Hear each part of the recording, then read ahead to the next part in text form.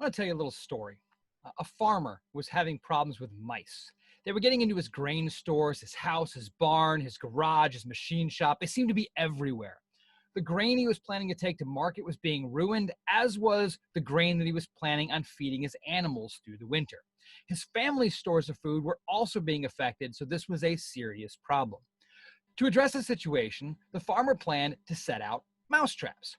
He gathered up all the traps that he had and realized that there was another problem. He had nowhere enough traps to cover his storage silo, the barn, the house, the garage, the machine shop. There were too many places to cover and not enough traps. Now, he could go out and buy more traps, but that would be very expensive. So there had to be a better way. So he got to thinking. Now, he decided he was going to discuss this problem with his wife, and she asked a very simple question. Why are you putting traps in the machine shop? The farmer stated that he found evidence of mice there. The ever-practical wife asked a follow-up question. Is there anything in the machine shop that the mice can destroy? The farmer thought about it and realized that there wasn't. There wasn't anything in the garage either. So based on this, the farmer had a bit of an idea. So he went back and he looked at all of the places where evidence of mouse activity was seen. And he categorized the locations based on mouse impact. The garage, machine shop, and barn were given a mouse impact rating of low. There really wasn't much important in these locations that would be affected by mouse activity. The house was given a priority of medium, because while the mouse damage was annoying, replacement food could be acquired fairly easily and at little cost. Now, the grain stores were given a priority of high. If those were ruined, he would have nothing to sell at market, and he would have no food for his animals. So by identifying his critical assets at risk of mouse damage and then prioritizing those assets, he was able to make better use of the traps that he had. Now, unfortunately, while he did catch some mice, the damage continued. So the farmer decided to try to identify how the mice were getting in. He carefully inspected the building, sealing any cracks and crevices he could find. Unfortunately, there were some openings that he just couldn't close, and he was also sure that there were some paths available to the mice that he wasn't able to identify. So after sealing what he could, he placed traps near any openings that he could identify. This had the effect of further reducing the mouse damage, but not eliminating it. Now, upon review, the farmer realized that some of the traps were consistently catching mice, while others never caught a single mouse. He figured there had to be some sort of pattern he just didn't understand. He decided to research mouse behavior. He learned, for example, that mice will rarely run into the middle of a room, but would rather walk along the wall or other barrier. He also learned that the mice have a really good sense of smell and may avoid traps that smell like a human.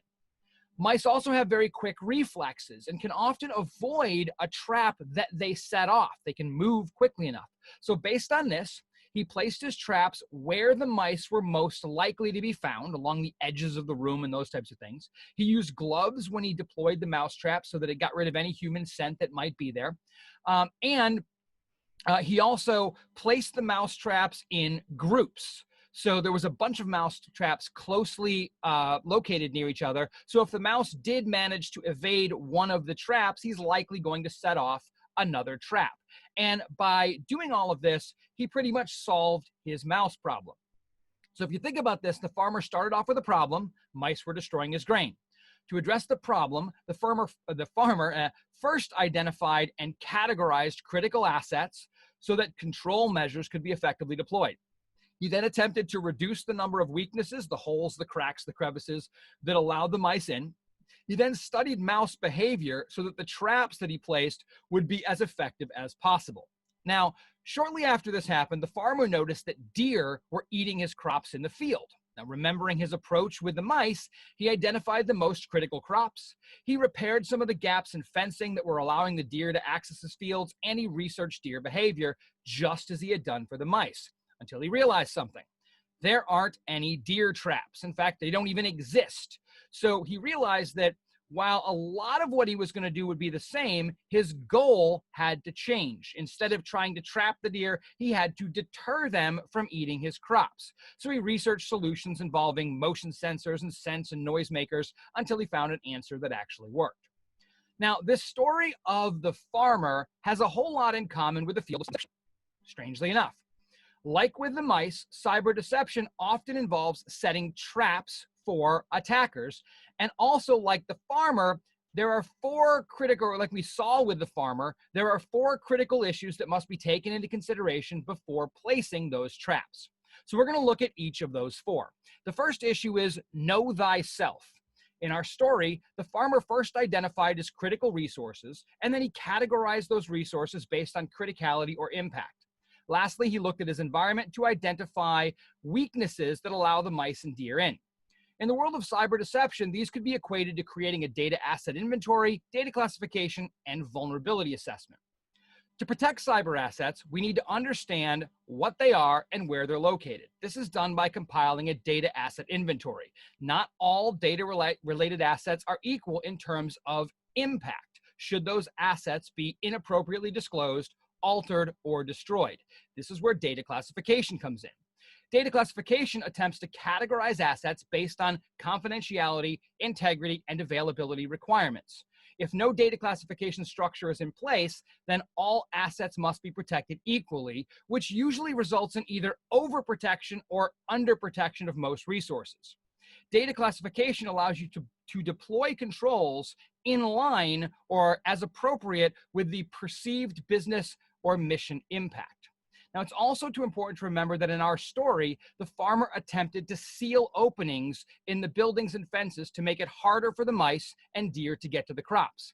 In the world of cyber deception, reducing the number of vulnerabilities in the environment has the same effect. It makes it harder for the attacker to get on the network, and if the attacker is already on the network, it makes it harder for them to move laterally throughout the network. Now, in the world of cyber deception, there are other advantages to knowing yourself. Cyber deception involves creating fake resources to act as the traps. If those resources are significantly different from production resources, attackers can become suspicious. So by knowing what resources we actually have on our networks, including having accurate network diagrams, operating system and software listings, that include version information, lists of open ports and listening services, lists of user accounts and group membership, and even an understanding of the actual vulnerabilities that are on the network. By knowing all of that, deception planners can easily ensure that deceptive resources match what exists in production. So knowing thyself is the first of what I'm calling our cyber deception top four. Now, the number two of that top four is know thy enemy. As we saw, for the farmer to be effective, he needed to understand the behavior of the mice and deer so he could place bait and traps appropriately.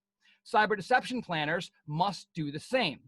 Deception planners must understand what attackers are after and how they go about achieving their goals.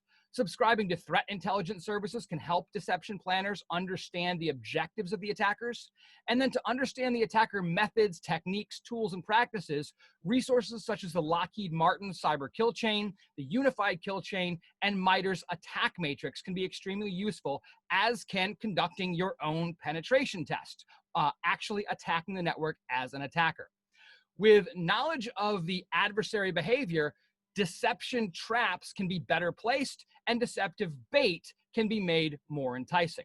So number two, know thy enemy. Now, number three is know thy goals. When our farmer was dealing with the mice, he trapped them. When it came to the deer, trapping was not an option. The goal needed to be different. Author Stephen Covey wrote in his book, The 7 Habits of Highly Effective People, one of those habits was begin with the end in mind. Basically, to achieve a goal, it's important to know what the goal is. And with cyber deception, there are a variety of possible goals. So let's look at a few of those. So deterrence is one goal, which would basically be stopping the attack before it happens by making the environment appear too difficult or too risky to attack. Another goal is detection, or identifying and responding to breaches more quickly, helping us reduce the cost of those breaches. Another goal might be delay, trying to slow the attacker down so that we have more time to detect the attacker, and while the attacker's on the network, they're going to do less harm. Another goal might be distraction, which is redirecting the attacker away from production resources and towards deceptive resources so that they don't do any harm. Yet another goal might be the collection of threat intelligence or attribution information. Basically, what we're going to do is use deceptive resources to analyze what the attacker actually does on our network so we can learn more about their techniques and their practices. And then finally, we could be looking to actively engage with the attacker. In this type of scenario, deception planners and defenders identify an attacker on the network, and they manipulate the story that they present to the attackers in real time to try to elicit specific behaviors or collect information about the attacker. Now, it's really important as we go look at all this stuff that we have to identify those goals, because when doing deception planning, deception or the deception technology isn't actually the goal, which is very, very different from most other security technologies that we have. For example, if you were to go deploy a firewall, then you are deploying that firewall because you want to control network traffic, right? The firewall is sort of ingrained directly into the goal, or the goal is inherently built into the technology. But with cyber deception, we have a lot of different goals that we can choose from, and we can do any or all of those. So it's important that we identify and clearly define our goals when it comes to cyber deception. Now, so we've got our first our top 3 of 4. We have know thyself, we have know thy enemy, and then we have know thy goals. Now, the last one that we have is not a know thy something, or maybe I guess it is, but it's incident response. So in the life of the farmer, the techniques that he used were largely automated. So there was no active response that was necessary. Now, while automated response is absolutely possible with deception, attacks against our networks generally benefit from a human response. We want incident responders involved so that they make the right decisions and all that kind of fun stuff. So it's important that we look at that. And let's face it, deception is predominantly a detective control. So as we look at this, it is really important. We can have all this deception set up, but if we aren't ready to respond effectively, the benefits of deception are going to be somewhat limited. Now, traditionally, when it comes to incident response, defenders take a sort of a swat the mosquito approach, which is when I detect a bad guy on my network, I'm going to kick them off my network right away. Now, there are definite advantages to that, because once the attacker is kicked off, they can't at least immediately harm you at that point in time. But by kicking the attacker off, first of all, you let them know that they've been caught, and now they can change their IP address, they can change their tactics, they can change their strategies, and they can basically regain some of the advantage that deception took away from them. So it might be better in some cases to leave the attacker on the network. And as long as they're not directly interacting with our production resources, as long as they're just playing around in our deception area, we've got a beat on them. It's sort of a keep your friends, keep your enemies close, or whatever it boils down to. Keep your friends close and your enemies closer type of a deal. The more we know about the behavior of the attacker, the better off we are. And once the attacker is detected, we have immediately gained actionable threat intelligence, right? If nothing else, we know they're there and we know their IP address. If we do kick them off, they'll just change their IP address and then come back, and we have another problem that we need to deal with. Now, if the attacker is on our network and they do start to, get closer to our production systems, then we can absolutely kick them off. But it is important that our incident response plans are in line with our deception goals and objectives. So as we look at all of this, we see kind of our top 4, right? If you're going to deploy deception, it's really important that you know yourself. You know what's on your network. You know what technology you have, what it looks like, versions, all of that kind of stuff, even vulnerabilities. It's also important that we know our adversary. We need to know what the attackers are going to do so that we can plant our traps and we can set things up in line with their expectations. We need to know our goals and objectives. Are we simply trying to detect an attacker? Are we trying to deter them? Are we trying to collect threat intelligence? Are we trying to actively engage with them? There are a bunch of different goals that we need to define. All right. And then lastly, of course, we have incident response. You need to be ready to respond to incidents, because deception is largely a detection mechanism. There are other benefits to it as well, but detection ends up being sort of the primary benefit for most organizations. Now, as we look at deception technology, it comes in all shapes and sizes. There are amazing commercial solutions available. There are freely available tools and open source tools, and you can even do deception with just what's built into an operating system if you're creative enough.